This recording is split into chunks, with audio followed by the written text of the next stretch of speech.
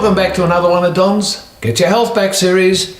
Today I have Genevieve Searle back because I want to go deeper into the effects of circadian rhythms and how they affect our health. Now, last time we spoke about how they affected melatonin while we were sleeping, and I've just been talking to Genevieve, and mobile phones and EMFs have an effect on our circadian rhythms. Now, how is this brought about, Genevieve? Okay, so light is one of the major influences on keeping our circadian rhythms flowing properly.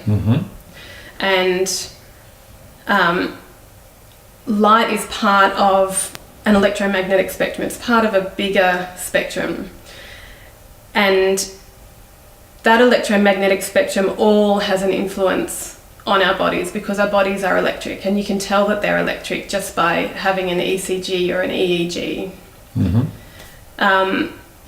So anything that has an electromagnetic frequency, such as mobile phones, computers, and light, any kind of electricity, also has an influence on how our body runs. So what you're saying, Genevieve, is anything that emits an electric magnetic field, and that even includes mold, because mold emits an electric magnetic field, all of those have an effect on our circadian rhythms. Yeah.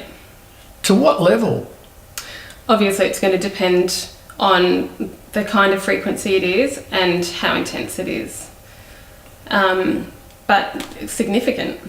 So a mobile phone in your ear all day is actually having an effect on your circadian rhythms, which could have an effect on your sleep? Absolutely. So virtually we're living in a world where we're affecting melatonin during the day, is that right? Yeah, we don't affect it as much during the day as at night, but it's still affecting us, and also because it's a what's called an altered spectrum. It's not what we are designed to experience. I'm getting the feeling that using a mobile phone or watching television in the evening is the worst time that we should be doing those. Absolutely. What are the consequences? Well, melatonin disruption is one of the big ones. And mainly because that's your regeneration hormone. That's sort of the key driver for regeneration. So if we're not giving ourselves a full opportunity to rest and restore and regenerate, then everything is going to go downhill. Now, for different people, that will show up in different ways because we all have these things that we're predisposed to genetically. Wow, this is a little bit scary. I'm starting to get the feeling that by using electrical devices later in the day is worse than using them during the day. So using that mobile phone at night, and especially just before you go to sleep, or watching television just before you go to sleep, is really smashing our healing potential.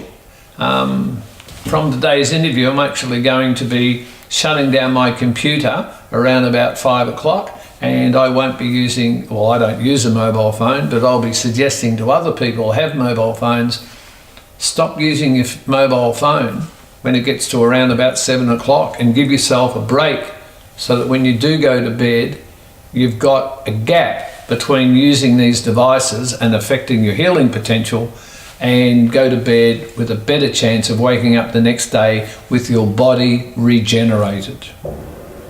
Good food for thought.